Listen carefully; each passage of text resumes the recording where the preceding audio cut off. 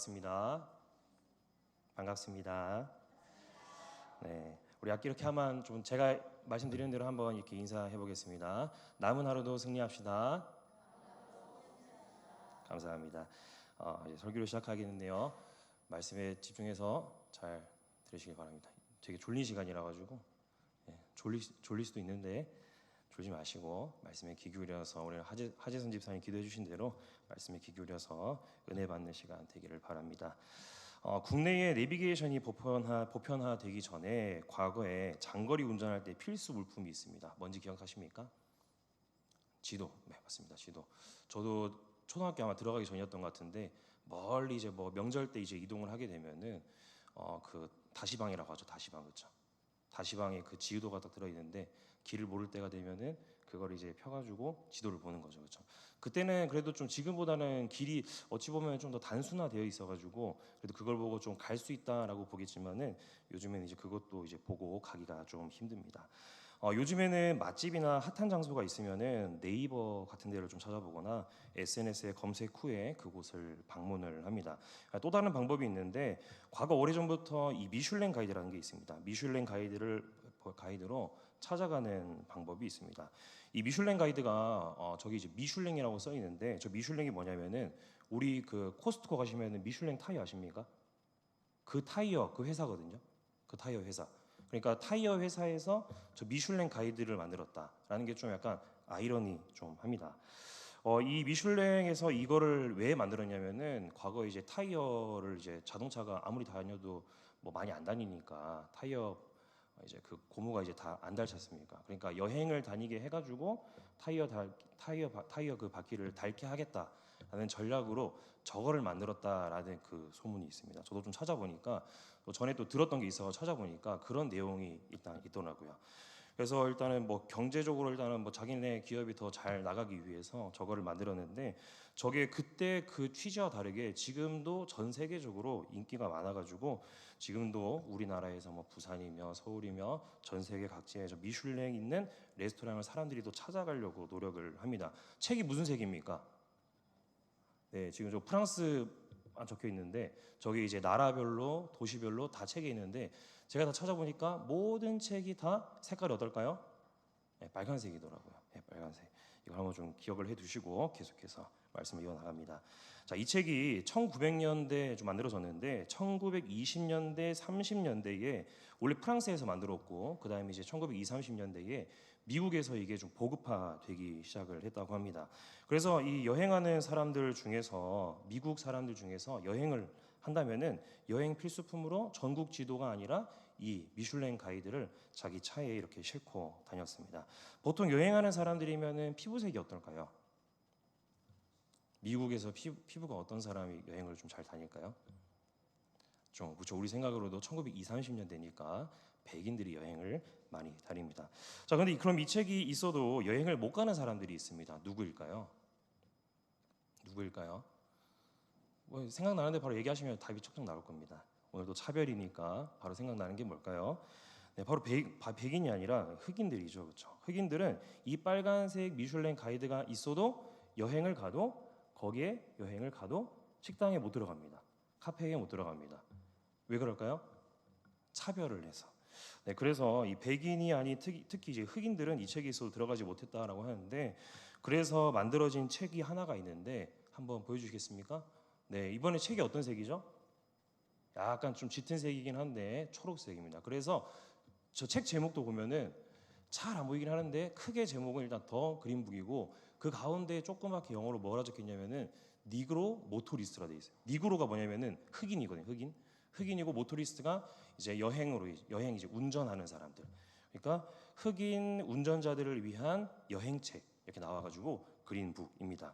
그래서 그 밑에 쫙 이렇게 내용이 있는데 뭐냐면은 거기에 흑인들만 갈 수 있는 호텔, 흑인들만 갈 수 있는 차고지, 흑인들만 갈 수 있는 나이트클럽, 흑인들만 갈 수 있는 식당, 미용실, 주유소 등을 안내하고 있는 책이 바로 이 그린북이다라는 것입니다.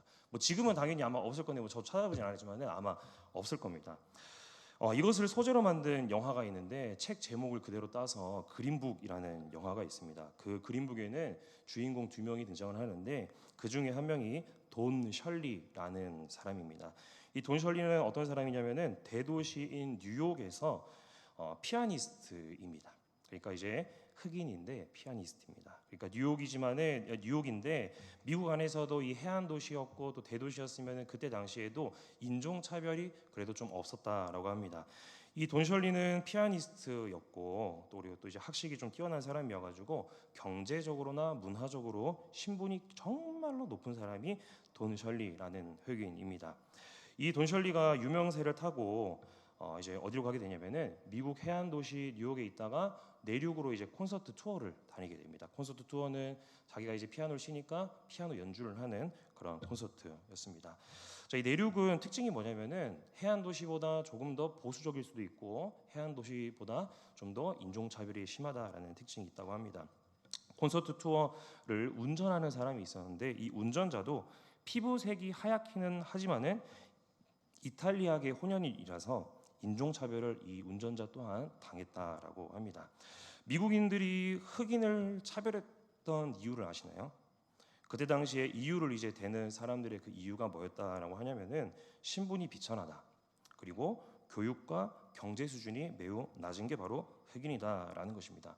그런데 이 영화를 한번 보면은 이 돈 셜리라는 사람이 실제 인물이 있는데 이 인물이 어떤 사람보다도 말투나 매너가 진짜 고급집니다. 그러니까 뭐 하이센교회에서 누구를 비교하면 이것도 이제 차별이 될 수가 있으니까 정말 그 어떤 누구보다도 말투가 고급지고 진짜 귀족보다 더 귀족 같은 그런 말로 이렇게 하는 사람이 바로 이 돈 셜리였습니다. 이 사람이 말투와 매너도 고급지고 학식도 뛰어나고 무엇보다도 당시 미국인들이 정말로 사랑했던 고급 음악으로 생각했던 클래식 음악의 대가가 이 돈 셜리였습니다. 콘서트 투어 중에 우리가 이제 생각하는 대로 엄청난 차별을 받았습니다. 심지어 피아노 연주 콘서트인데 흑인임을 알고는 이제 레스토랑의 주인이 이 연주가가 흑인인 걸 알고 나서 그 피아노를 연주하지 못하게끔 하는 일도 발생을 했습니다. 웃긴 건 뭐냐면은 이 돈 셜리와 운전자도 서로를 차별을 했습니다. 돈 셜리는 자신보다 경제적으로 지위적으로 낮아서 운전자를 차별을 했고 운전자는 자기가 그래도 좀 피부색이 하얘니까 이 돈 셜리를 차별을 했습니다. 그런데 그러다가 계속해서 이제 투어를 다니면서 서로 이제 이야기를 하다 보니까 차별거리가 됐었던 그런 모든 오해가 풀리게 되고 서로 둘도 없는 친구가 됐다라는 그런 영화입니다. 이 영화를 보면서 그 영화에서 다루진 않는데 제 속으로 이제 이런 생각이 들었습니다. 미국 하면은 그래도 기독교, 개신교, 청교도의 후예라고 할 수 있는데 미국인들이 엄청난 차별을 서로 이제 했다라는 것이죠. 백인은 우월하고 흑인은 미개하다. 당시에 이 목회자들도 이것에 대해서 정말 노력을 많이 했겠지만 교회 자체가 그 차별의 온상이 되었다라고 합니다. 방금 얘기 드렸던 흑인만 갈 수 있었던 레스토랑, 뭐 이런 카페 등등등등 이런 데가 있었다면은 교회도 마찬가지로 백인만 입장 가능한 교회, 흑인만 입장 가능한 교회가 그 당시에 있었다라고 합니다. 그래서 이걸 보면서 좀 드는 생각이 그렇다면 지금 있는 이 미국에 있는 한인 교회들도 그런 이유에서 좀 시작될 수도 있었겠구나라는 생각이 들었습니다. 여러분들 생각하시기에 이런 교회가 하나님께서 기뻐하는 교회일까요? 물론 아니겠죠, 그렇죠?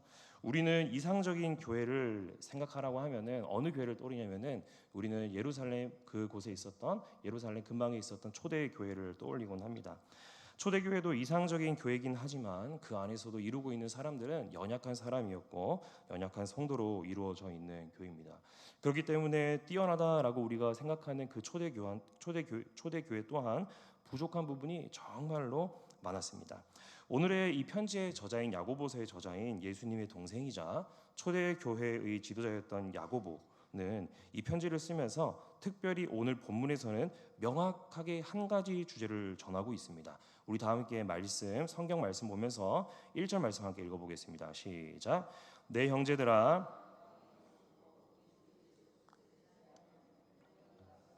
사람을 차별하여 대하지 말라. 아멘. 야고보는 무거운 주제를 이야기하기 전에 먼저 편지를 읽는 자들과 자신이 같은 그리스도인임을 1절에서 강조하고 있습니다. 내 형제들아 영광의 주 곧 우리 주 예수 그리스도에 대한 믿음을 너희가 가졌으니 여기서 이제 무슨 말을 하고 있냐면은 편지를 읽고 있는 수신자들과 자신이 한 형제 자매이다라는 것을 말씀합니다. 또한 믿는 대상이 누구냐면은 주 예수 그리스도 영광의 주라고 합니다.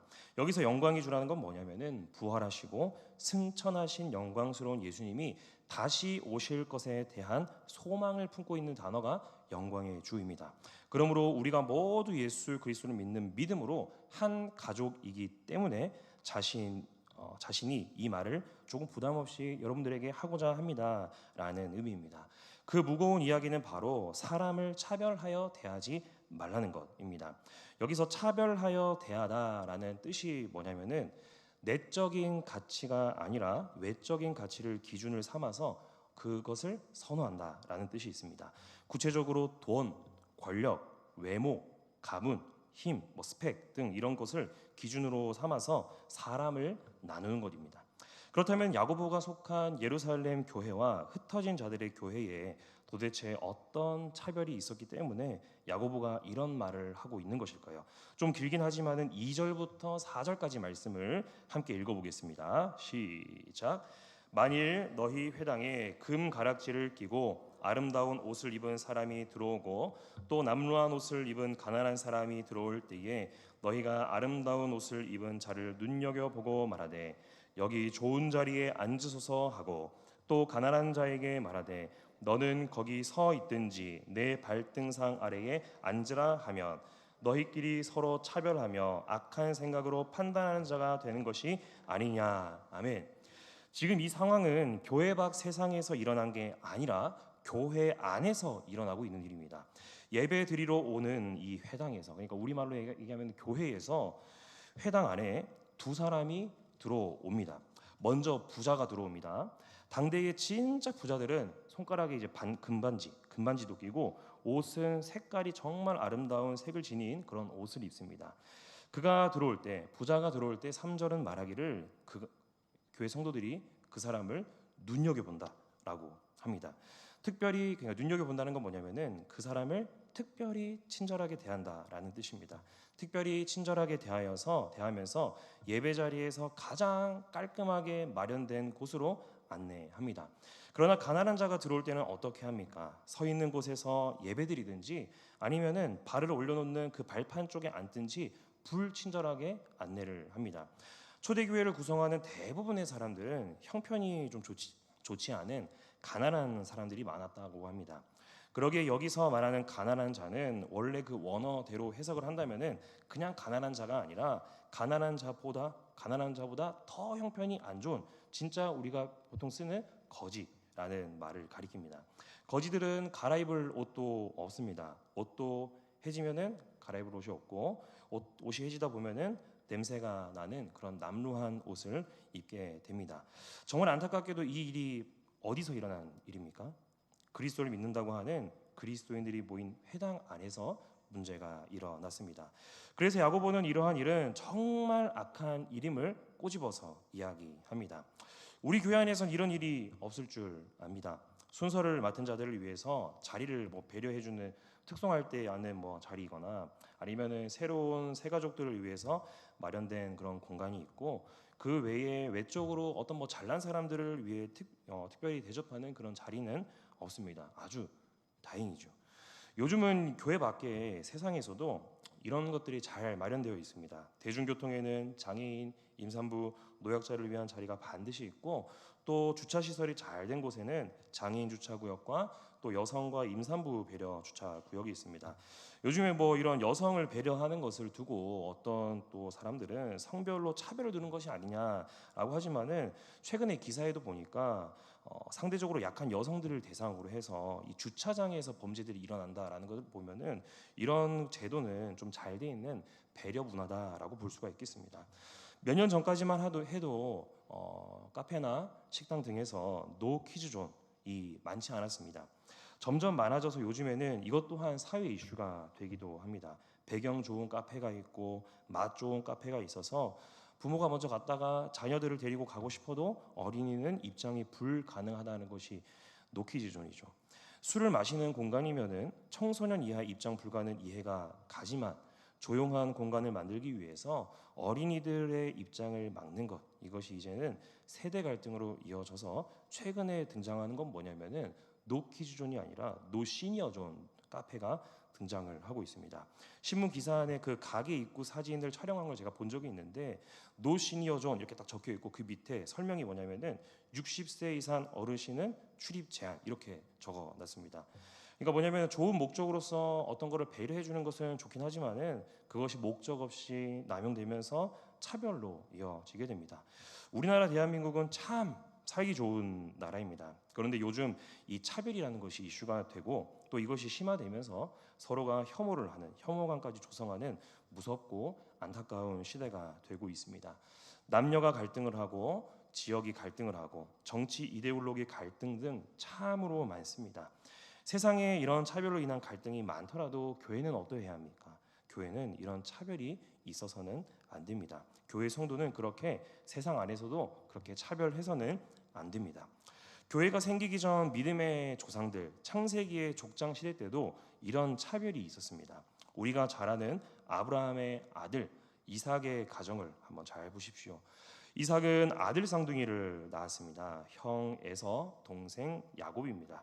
에서와 야곱은 사이가 안 좋기로 정말 유명합니다. 왜 안 좋아졌습니까? 왜 안 좋아졌다 생각하십니까? 뭐라고요? 팥죽? 제가 생각하면 다 팥죽이라 대답을 하실 것 같았는데 다들 뭔가 이 팥죽 한 그릇 그것에 장자권을 팔아 넘긴 것 이렇게 생각하겠지만은 제 생각은 그게 아니라 그 전부터 있어 왔던 것이죠. 뭐냐면은 함께 우리 앞에 말씀을 한번 읽어보겠습니다. 이삭은 에서가 사냥한 고기를 좋아하므로 그를 사랑하고 리브가는 야곱을 사랑하였더라. 아멘.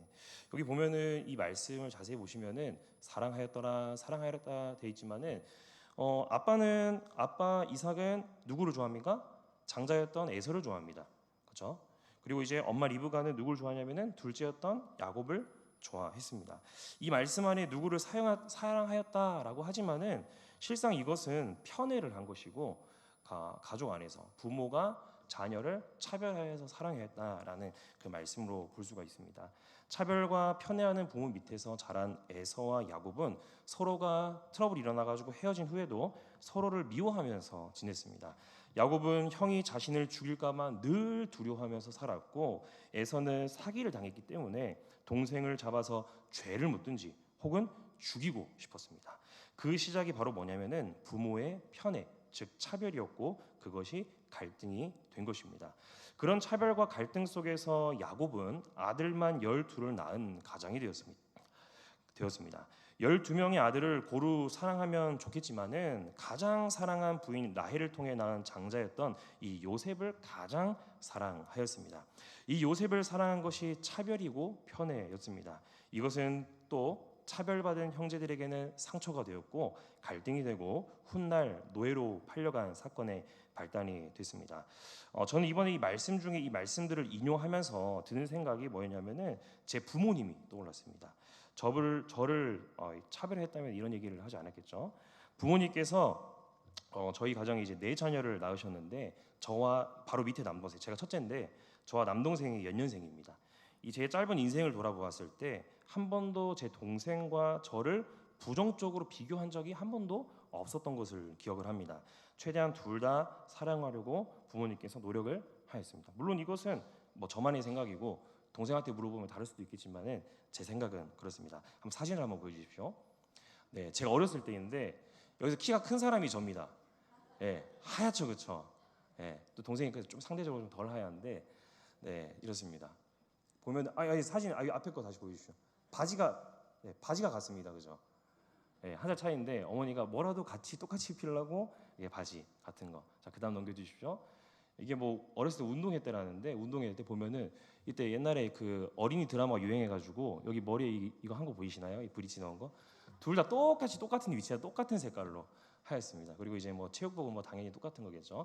저도 이제 어렸을 때 이제 생각을 해보면은 제가 어렸을 때 특히 뭐 아마 어머니겠죠. 어머니께서 옷 이런 거를 되게 같은 걸로 입혀주셨어요. 근데 저희 어머니가 제 생각에는 편하려고 그렇게 입힌 것도 있겠지만은 저희 어머니가 그래도 이렇게 좀 옷 입는 걸 좋아하시거든요. 좋아하시니까 뭔가 귀찮아서라기보다는 조금이라도 더 이렇게 이뻐 보이려고 서로 이렇게 사랑하게 하려고 이렇게 한 걸로 저는 이렇게 기억을 합니다. 아마 좀 어머니에게 물어보면 좀 다를 수도 있겠지만요. 아무튼 이제 이 이야기 말씀들을 보면서 저는 이 동생과 이런 걸 이제 부모님께서 사랑으로 키웠던 것들을 이렇게 생각을 합니다. 저도 아직은 어린데 제 자녀들에게 동일한 사랑을 주려고 최대한 노력을 하고 있습니다. 일부러 아이들 이름을 순서를 바꿔가면서 부르기도 하고 하이 하루 아니면 하루 하이 이렇게 부르기도 하고요. 같은 시간만큼 눈을 마주치려고 노력을 합니다. 아직 뭐 이렇게 애들이 뭐 뒤집기나 하는 게 아니다 보니까 눈 마주치면서 이렇게 노는 게 최고의 놀이더라고요. 그래서 눈을 서로 마주치면서 놀아주려고 노력을 하고, 최근에는 이제 아내랑도 이런 얘기를 했는데 최대한 둘 다 이제 차별하지 않으려고 어떻게 했냐면은 둘 다 이제 한번 사진을 좀 보여주십시오. 예. 사진이 좀 돌아가긴 했는데 뭐냐면은 저가 이렇게 보고 있는데 제가 이 둘을 바라보고 있지 않습니다. 저는 어디 보고 있냐면은 저 가운데 애들 사이에 비어 있는 데 있죠. 거짓말이 아닙니다. 하나님 지금 보고 계시기 때문에 저는 이제 정직하게 계속 가운데 보면서 이렇게 했습니다. 최대한 둘이 이제 차별하지 않고 사랑하려고 이렇게 노력을 하고 있습니다. 둘 다 계속 바라보고 있으니까 부담스럽더라고요. 그래서 최대한 이렇게 사랑하면서 차별하지 않으려고 이렇게 노력을 하고 있습니다. 이삭의 가정과 야곱의 가정, 그 믿는 자들의 가정 안에서 가족 간의 그 차별에도 이런 큰 갈등이 생겨났습니다. 믿지 않는 자들의 공동체 안에서는 더 큰 갈등이 생겨날 수 있다라는 것을 짐작해 볼 수 있는 대목입니다. 부디 우리 하늘샘교회 성도들 안에서는 외적인 모습으로 차별하지 않는 성도님들 되기를 바랍니다. 누구와 비교하고 차별하고 무시하는 것은 아주 작은 일 같아 보이지만 듣고 당하는 사람들로 하여금 그것이 인격을 짓밟는 행위를 넘어서 사인적인 행위가 될 수도 있습니다. 우리 모두는 원래 자격 없는 사람인 줄 믿습니다. 그러나 하나님께서 우리를 높여주셔서 우리가 지금 이렇게 살아가고 있는 것입니다. 우리 성경 말씀 한번 보시면서 5절 말씀 함께 읽어보겠습니다. 내 사랑하는 형제들아 들을지어다. 하나님이 세상에서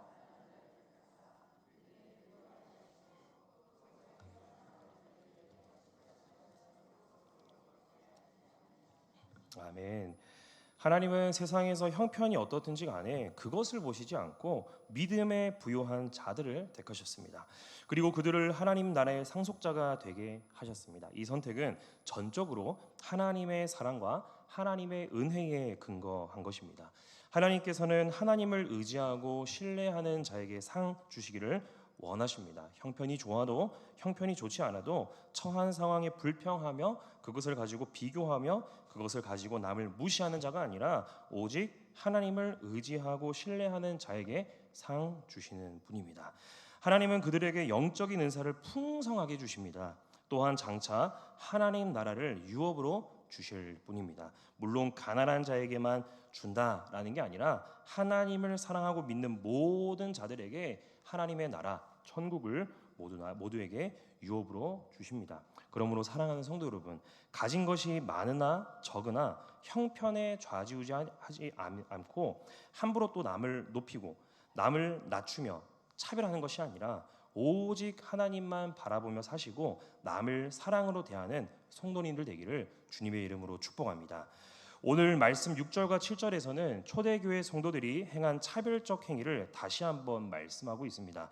성도들이 가난한 자를 업신여기는 것은 일꾼 노동자에게 모욕과 창피를 주는 것인데 교회 안에서 그렇게 차별했다는 것입니다. 또 그들이 높여주는 부자들은 자신들에게 호의를 베풀기는커녕 폭력을 동반해서 억압하기도 하고 심지어 예수님의 이름을 비방하기도 했습니다. 그들이 그렇게 차별해서 얻은 것은 하나도 없는 셈입니다.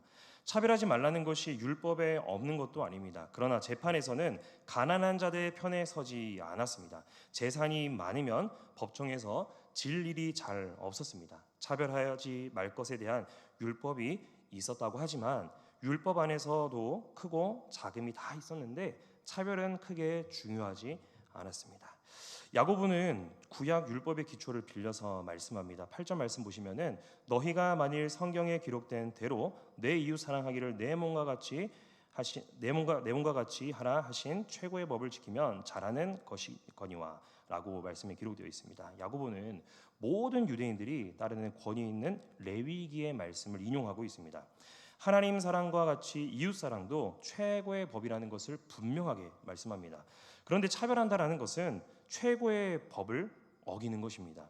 야고보 시대의 유대인들은 더 중요한 율법과 덜 중요한 율법을 구별하였습니다.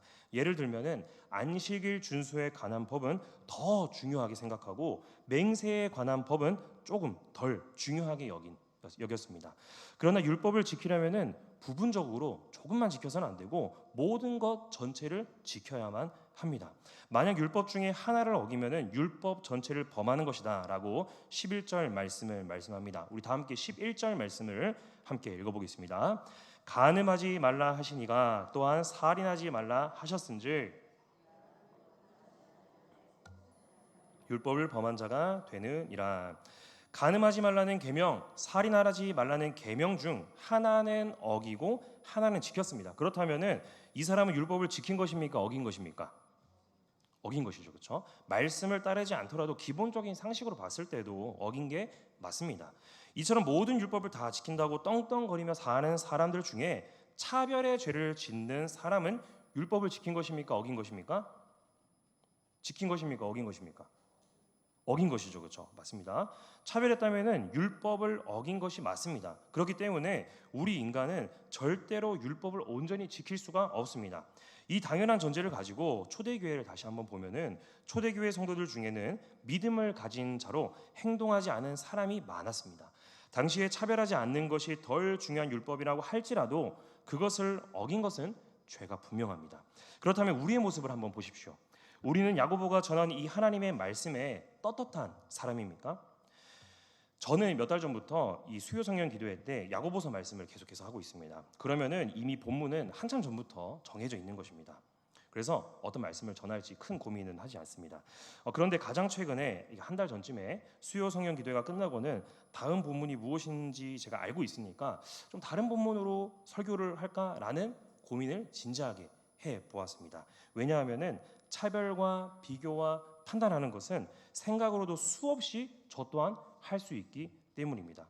그러니까 제가 떳떳하지 않을 수도 있기 때문에 제가 이 말씀을 전하지 말아야 하는가라는 고민을 되게 많이 했다라는 것이죠. 우리 인간은 나의 가장 가까운 배우자, 가족, 친구들, 직장 동료들, 사업장 근로자들, 또 교회에서는 함께 봉사하는 성도들, 목장 초원에서 교제하는 성도들 대상으로 비교하기도 하고 판단하기도 하고 차별하기도 합니다. 제가 이 말씀 앞에 떳떳해서 자신 있게 전할 수 있어서 이 본문을 선택한 것이 아닙니다. 이 말씀을 제가 두고서 최근에 있었던 그 지난 월요일 새벽에 제가 새벽기도 인도 후에 막 이렇게 좀 되게 이게 기도하면서 어쨌든 어떤 말씀을 전할까 계속 이제 생각하면서 막 스트레스를 되게 많이 받았습니다. 왜냐하면은 내가 이 말씀을 전할 자격이 있는가라고 생각을 했기 때문입니다. 그러면서 지난 날들의 수많은 판단과 비교와 차별에 대한 죄들을 저 또한 회개하였습니다. 오늘 이 말씀 앞에서 우리 모두의 연약함이 분명하게 드러났을 거라고 저는 생각을 합니다. 야고보도 이 말씀 앞에 떳떳한 사람이 아니었습니다. 야고보도 자기 형을 차별하던 사람이었습니다. 형이었던 예수님을 믿지 않고 동생들과 함께 형을 멀리했습니다. 그런데 자신의 그 큰 죄를 깨닫고 그렇게 살지 않기 위해서 최대한 노력하면서 이 말씀을 쓰면서도 아마도 그 지난날의 과오를 생각하면서 분명하게 있었을 것입니다. 오늘 말씀으로 지난날도 우리 한번 성도님들이 한번 돌아보십시오. 부부로서 배우자를 판단한 죄, 부모로서 자녀를 비교한 죄, 친구와 동료로서 섣불리 그들을 판단한 죄, 직장이나 사업장에서 자신보다 직급이 낮다고 무시한 죄, 이 나열한 게 이 정도일 뿐이지 정말로 많을 것입니다. 이것은 물론 말로 하거나 내 행동으로 한 것만이 아닙니다. 그렇게 생각한 것 또한 안 된다라는 것입니다. 우리 마지막으로 12절과 13절 말씀을 함께 읽어보겠습니다. 너희는 자유의 율법대로 심판받을 자처럼 말도 하고 긍휼 없는 심판이 있으리라. 긍휼은 심판을 이기고 자랑하느니라. 아멘. 야고보는 차별하는 교회 성도들을 두고 말하기를 말과 행동이 일치되어야 한다라는 것을 말합니다. 그들이 행동했던 판단하고 비교하고 차별하는 것의 반대는 긍휼과 사랑입니다. 긍휼과 사랑을 말로만 한다 하지 말고 그것을 진짜 행동으로 옮기라는 것입니다. 우리가 율법을 지키라는 것으로 구원받을 수 없기 때문에 하나님께서 하신 일이 무엇입니까? 긍휼과 사랑의 최고의 표현으로서 독생자 예수 그리스도를 이 땅에 보내어서 십자가에 못 박으셨습니다. 십자가의 그 사랑과 그 긍휼로 우리를 구원하셨습니다. 예수님의 그 사랑의 행위가 없었으면은 우리는 정죄와 저주의 율법에서 벗어날 수가 없는 그런 연약한 존재입니다. 그래서 우리는 특별히 나보다 형편이 좋지 않은 그런 이웃들, 그런 사람들이 주변에 있다면은 긍휼과 사랑을 베풀어야 합니다. 예수님께서 십자가의 사랑으로 구원을 완성하셨음을 우리 성도님들은 믿습니까? 그렇다면 우리는 이웃을 사랑하고 소외된 자들을 사랑할 때 그 율법을 완성하게 되는 줄을 믿습니다. 우리가 그동안 비교하고 판단하고 차별했던 대상이 있으실 겁니다. 앞으로는 그들을 긍휼과 사랑으로 대하는 성도님들 되기를 바랍니다. 그렇게 될 때에 긍휼과 사랑에 그리스도의 복음이 함께 흘러갈 줄 믿습니다. 룻의 시어머니였던 나오미는 룻을 긍휼히 여겼습니다. 그렇게 긍휼히 여김을 받은 룻은 나오미가 자신의 어머니인 것 마냥 효도하였습니다. 그 긍휼은 보아스에게도 흘러갑니다. 보아스가 그 두 여인을 살려냈고 보아스의 그 긍휼은 자손 다윗이 태어나게 되는 줄기가 되고 훗날 예수 그리스도가 그 긍휼과 사랑의 족보를 따라 이 땅에 오셨습니다. 우리는 긍휼과 사랑이 많으신, 그것도 아니고 그 자체이신 하나님의 자녀입니다. 그러므로 그 하나님의 성품인 긍휼과 사랑이 우리 자신을 지배하고 비교와 판단과 차별의 죄는 떠나가야 함을 확신하며 사시기를 바랍니다. 마지막으로 차별 속 세상에서 사랑을 베푼 한 가지 이야기를 좀 소개하면서 말씀을 마치겠습니다. 우리나라는 100년 전만 하더라도 신분 사회였습니다. 애초에 태어날 때부터 신분이 정해져 있고 높은 신분 상승을 위한 길은 아예 없었던 그런 시대였습니다. 1900년대 초반의 이야기입니다. 전라북도 김제의 무역, 금광업, 농업으로 큰 부를 쌓은 집안에서 자란 부자 조덕삼이 있는데 이 집에 고아였던 이자익이라는 사람이 문을 두드리며 구걸하였습니다. 부자 조덕삼은 이자익의 딱한 사연을 듣고는 집안에서 말을 관리하는 마부일을 그에게 맡겼습니다. 이자익은 마부일을 하면서도 어깨너머로 듣고 천자문을 깨쳤을 정도로 되게 뭔가 똑똑한 사람이었던 것 같습니다. 루이스 테이트 선교사가 이 집에 말을 맡기면서 집주인이었던 조덕삼은 그 선교사와 대화를 나누었습니다. 가나안 조선 땅에 자청해서 들어온 이 선교사의 그 헌신적인 신앙의 감명을 받고 또 복음을 듣고 예수를 믿기 시작했습니다.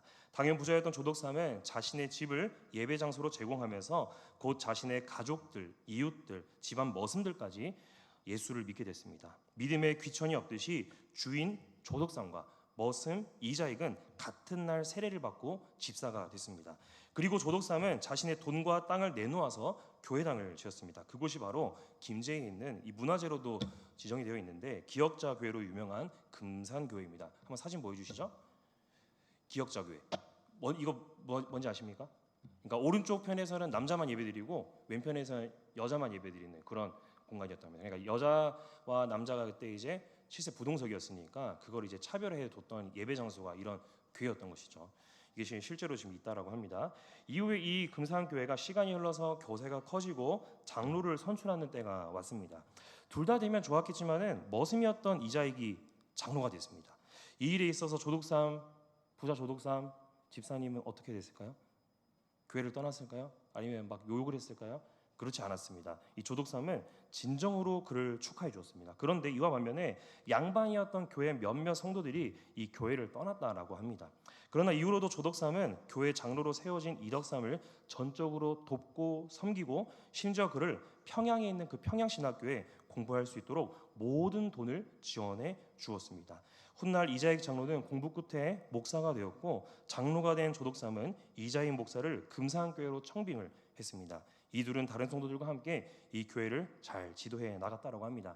시간이 흘러서 조덕삼 장로가 죽고 그의 비전이었던 농촌 교회를 섬기겠다라는 이 비전을 이자익 목사가 받들고 평생 이후로 작은 농촌 교회를 다니며 섬겼다라고 합니다. 우리나라 교회 역사에 이렇게 아름다운 역사가 있었습니다. 신분과 빈부의 차별이 당연하던 그 시대에 그것보다 믿음을 보여준 두 인물이었습니다. 이들을 지켜보던 믿지 않는 세상 사람들은 예수님이 진짜 어떤 분이신가를 알 수 있지 않았을까요?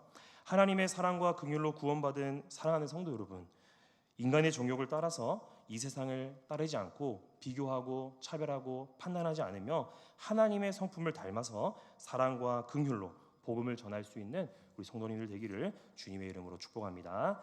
이 시간 우리 자리에서 일어나서 함께 찬양하겠습니다.